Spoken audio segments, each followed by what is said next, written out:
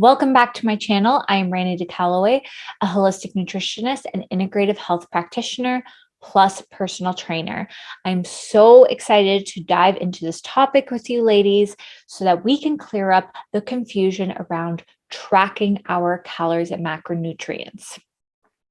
When it comes to tracking our food intake, it really depends on the person. So, not everyone is going to want to track their calories and macronutrients by weighing their food or using a measuring cup.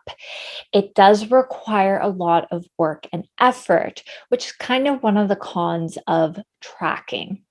Now, that being said, I have tracked my food in the past, especially when I first got into working out. And it was also useful to see where I was at with my nutrition. So, honestly, most people underestimate their food intake, sometimes by 30 to 50%. That being said, you'll often hear that, people are eating more food than they really should in the sense of calories. Now, this is the case if you're someone that is eating out more, like fast food, having pizza. Those are high calorie dense foods versus if you're having a home cooked meal. Now, the other thing is that a lot of the times people are misjudging their portion sizes. So that can cause you to undereat or overeat. There are two sides of the spectrum. But for the most part, in my practice and what I see with my clients is that we are not eating enough. And when I say we are not eating enough, I'm saying we are not eating enough nutrient dense foods, enough whole, real foods. So, because that is the case, I love using the tracking method just to show where they are at. So, if they're willing to track their food, they can really see over a couple of weeks what they're missing out on and what they need to increase in. Now, this does not mean to be doing it long term, because doing this long term is very time consuming and I don't even do it long term.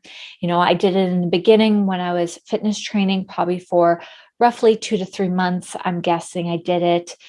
And I found it super helpful because it really allowed me to mix and match my foods and understand more what a balanced plate looked like. That being said, I started tracking my food again during my third trimester in pregnancy because I really wanted to make sure I was getting enough nutrition in. Since your stomach kind of gets a bit smaller, you want to make sure you're still getting enough calories in and that you're feeding your body and your baby. So in that case, I also started tracking my food. And I actually only did this for a week, but I was very surprised to realize that I was not eating enough protein and carbohydrates. Fats has never been an issue. And most of my clients realize this pretty quickly that consuming enough fats is pretty easy. So it just allowed me to rethink what I was eating on a daily basis and put in an extra smoothie in the afternoon, for example. This is also super important if you're someone that has goals towards fitness right now. So if you're someone that is an athlete or you're having intense goals in the gym right now, you might want to be doing an afternoon smoothie to help up the calories on those days that you are working out so that your performance can be better. Now, that being said, before I go into the benefits of monitoring your food intake and tracking your calories and macronutrients, I want you to understand that any of these methods, even when we're looking at our portion size on a plate or kind of estimating with hand tracking, whatever method you are using, it's not going to be 100% accurate. And that is okay. We are trying to get a really good estimate of where you are at.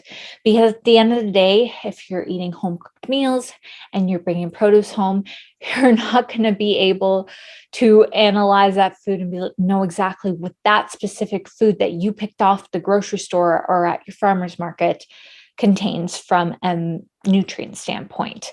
The point is that we're going to get a really good estimate of where you are at, and then we will be able to adjust our diet based on those estimates. Now, the goal when I start tracking my macros and calories is to always see where I am at and then take that and see where I want to be or should be. And this is exactly what I do with my clients as well. And then from there, once we've tracked for long enough and we've adjusted our diet and our body's getting used to, for example, eating more, then it's really easy to start integrating mindful eating and intuitive eating because you're already going to have the sense of what your appetite should feel like, and your hormones are regulating, and so will your self-regulation of telling you how hungry you should be at that point in time. So that is the process of how I and my clients track our macronutrients and calories. We start off with that, we get to our goal, and then we move towards mindful eating and intuitive eating, because then we don't have to track it all the time because it's way too much work to always do that. Now let's go over some of the benefits of food tracking. First off, it can be very useful to help you lose weight and get healthier. You're going to have a better understanding of your healthy eating habits. You're going to see how your diet affects your athletic performance. So even if you're not an athlete, you might start to notice how you have more energy and strength in your workouts. It's great if you're looking to achieve a specific body fat percentage. Of course, I always focus on the health of this, but yeah, we do want to have a healthy body fat percentage, so that can be very helpful. And then it can also improve your relationship with food, especially if you are under eating. It's going to help you understand, like, oh, wow, I need to be eating more carbohydrates. I need to be fueling my body with more protein, because carbohydrates and protein are probably the two categories that women tend to undereat. And that goes into the next point of how it can help you work on improving your relationship with food. It's going to help you work on your eating behaviors and food awareness. You might become more aware of, wow, this meal I just had was very satiating. I didn't feel like snacking in the afternoon. So now you can look back at that meal and be like, okay, what did I do differently compared to yesterday? So that's what is absolutely amazing. You can learn so much about how food influences your body and how you feel when you are tracking your macros and calories. And finally, the benefit from tracking your food intake is that down the road, it's going to improve your hormonal health, because our hormones need enough food to fuel the body. It needs enough carbs, fat, and protein. So this is the perfect way to assess if you are getting enough of your macronutrients to support your hormonal health. Our thyroid needs enough food throughout the day to be working optimally. And when we have a functioning thyroid, our metabolism is better. And then our sex hormones are better as well. Now, those are the benefits of tracking your food intake. Some of the specific pros I want to talk on with calorie and macro tracking is that research has shown that it works. It helps people lose up to 5% of their body weight. It also provides maximal precision. So it's the most accurate way for us to figure out how much protein, fat, and carbohydrates you are getting without us being in a lab doing this. And third, you learn calorie counting.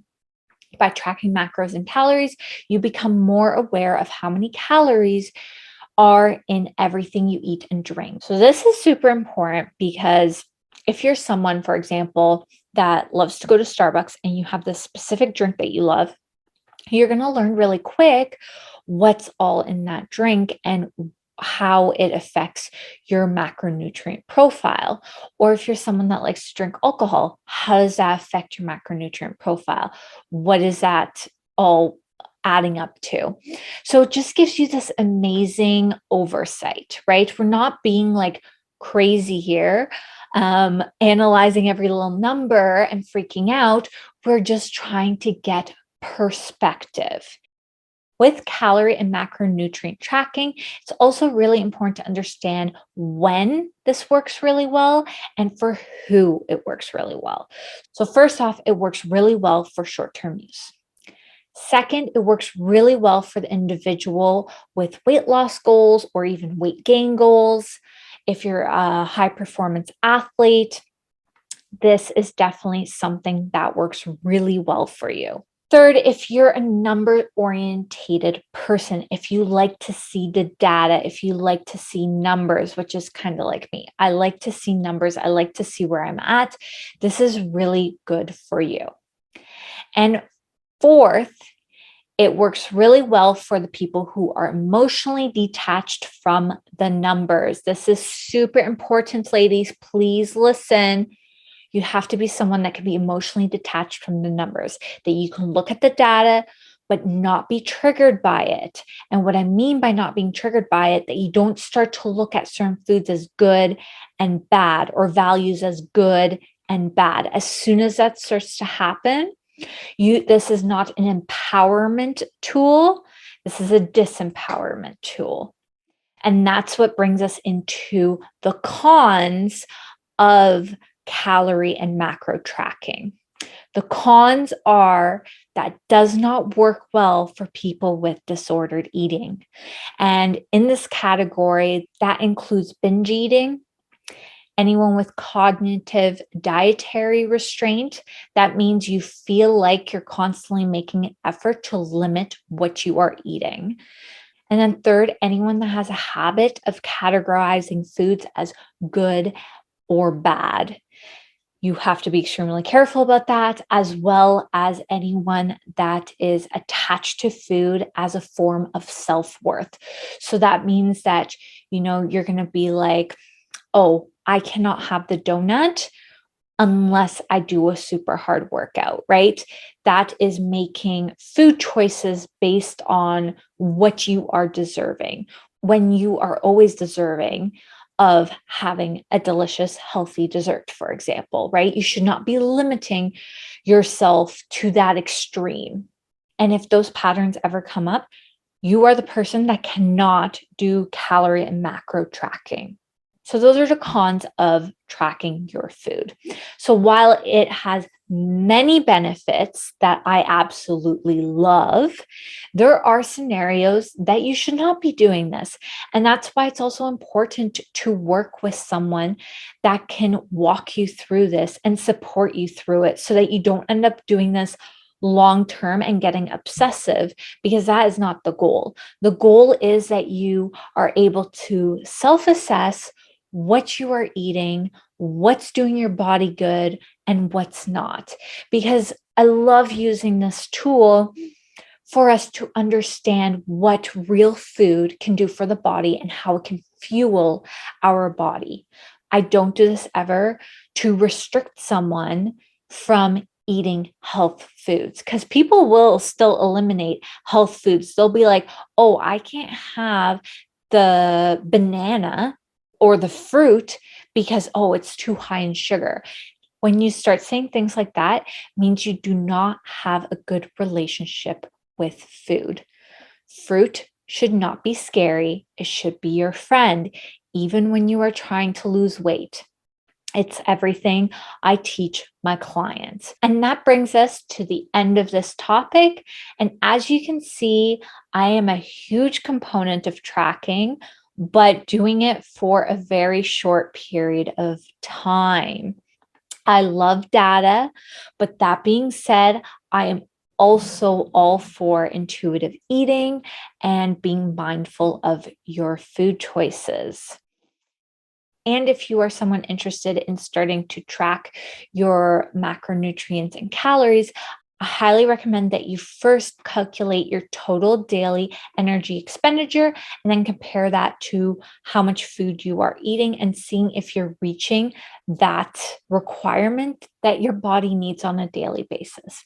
And that concludes this video.